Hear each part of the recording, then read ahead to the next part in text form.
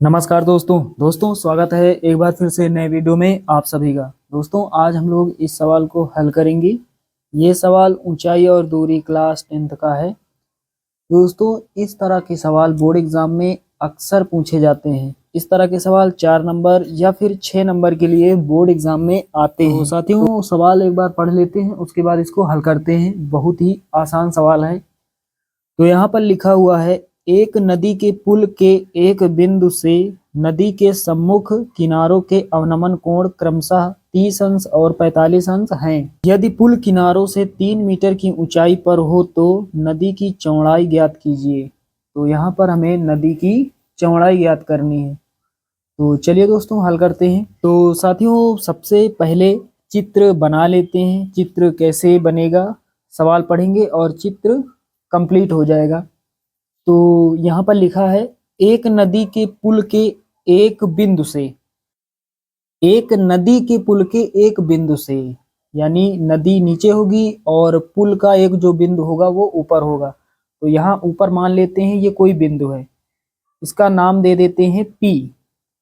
चलिए दोस्तों अब शुरू से सवाल पढ़ते हैं। एक नदी के पुल के एक बिंदु से नदी के सम्मुख किनारों के अवनमन कोण क्रमशः 30 अंश और 45 अंश हैं।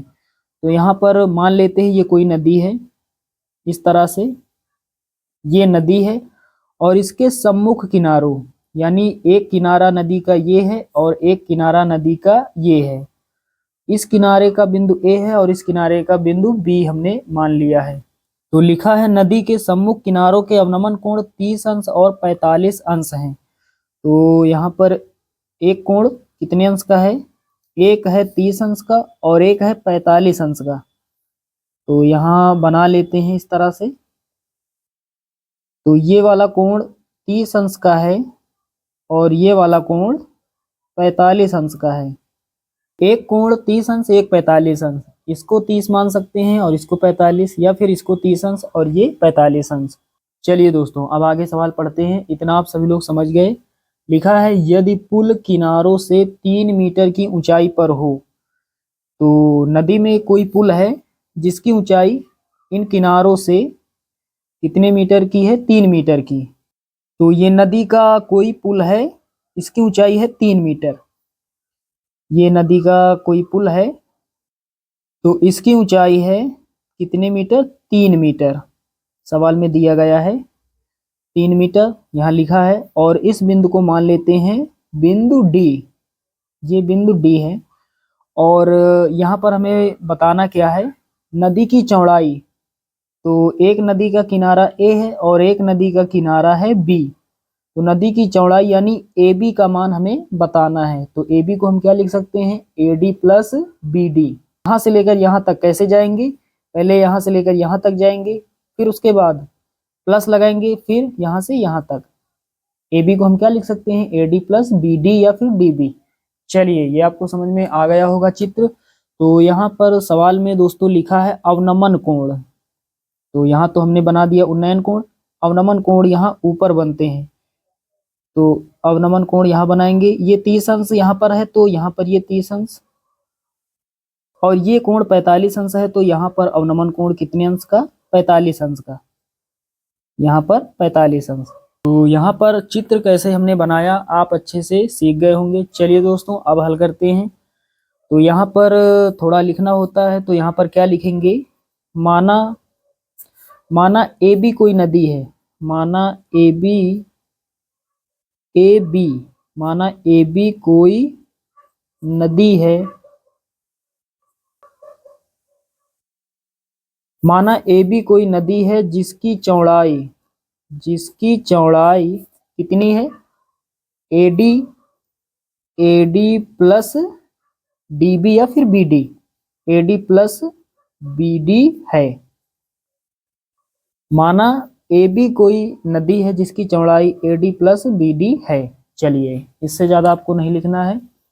अब यहाँ पर दो समकोण त्रिभुज बन रहे हैं। एक समकोण त्रिभुज है PAD या फिर PDA और एक है PBD या फिर PDB। चलिए एक एक लेकर हल कर लेते हैं। तो यहाँ पर AD की दूरी नहीं पता है, तो यहाँ पर इस दूरी को मान लेते हैं x और इस दूरी को BD दूरी को मान लेते हैं y। तो चलिए पहले यहाँ पर कोई एक समकोण त्रिभुज ले लेते हैं। तो यहाँ पर लिखेंगे समकोण त्रिभुज PAD, समकोण त्रिभुज PAD में। तो यहाँ पर दोस्तों DP भुजा है लंब और यहाँ पर AD भुजा है आधार। तो साथियों जब लंब और आधार का मान दिया होता है तो त्रिकोणमितीय अनुपात tan का प्रयोग किया जाता है। तो यहाँ पर थीटा कितना है 30 अंश, तो यहाँ पर लिखेंगे tan 30 अंश बराबर लंब बटे आधार। लंब यानी DP का मान कितना है 3 और आधार यानी AD का मान कितना है x। चलिए अब आगे हल करते हैं। tan 30 का मान 1/√3 बराबर 3/x। तिर्यक गुणा करेंगे x एक के x हो जाएगा बराबर 3 का गुणा √3 से होगा तो 3√3 हो जाएगा। तो x बराबर कितना 3√3, इसको मान लेंगे समीकरण 1। चलिए अब निकाल लेते हैं y का मान। तो इसके लिए हमें दूसरा समकोण त्रिभुज लेना पड़ेगा। तो यहाँ पर लिखेंगे अब समकोण त्रिभुज PBD में। तो यहाँ पर थीटा 45 अंश है और लंब और आधार का मान दिया गया है। तो कुल मिलाकर इस बार भी त्रिकोणमितीय अनुपात tan का ही प्रयोग होगा। तो यहाँ लिखेंगे tan थीटा कितना है 45 अंश, tan 45 अंश बराबर लंब यानी DP का मान कितना है 3 और आधार BD का मान कितना y। आगे हल करते हैं। tan 45 का मान 1 होता है बराबर 3/y। चलिए आगे हल करते हैं। y एक के y हो जाएगा, y बराबर कितना 3, इसको मान लेंगे समीकरण 2। तो x और y का मान हमने निकाल लिया है। तो साथियों यहाँ पर लिखेंगे अतः नदी की चौड़ाई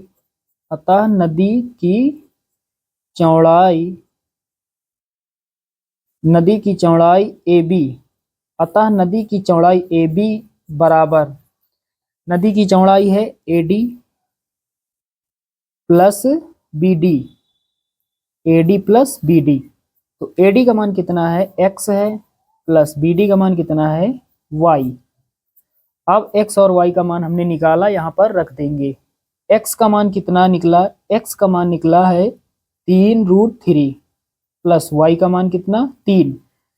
आगे हल करते हैं। यहाँ से 3 कॉमन मिल जाएगा, 3 कॉमन ले लेंगे। यहाँ पर कितना √3 प्लस यहाँ से 3 हट जाएगा, 1 बचेगा 3 और ब्रैकेट में √3 प्लस 1 और यहाँ लिखेंगे मीटर। तो नदी की चौड़ाई कितनी होगी 3 ब्रैकेट में √3 प्लस 1 मीटर। तो साथियों उम्मीद करता हूँ कि ये सवाल आप सभी लोग अच्छे से समझ गए होंगे। चलिए दोस्तों मिलते हैं अगले वीडियो में, तब तक के लिए जय हिंद।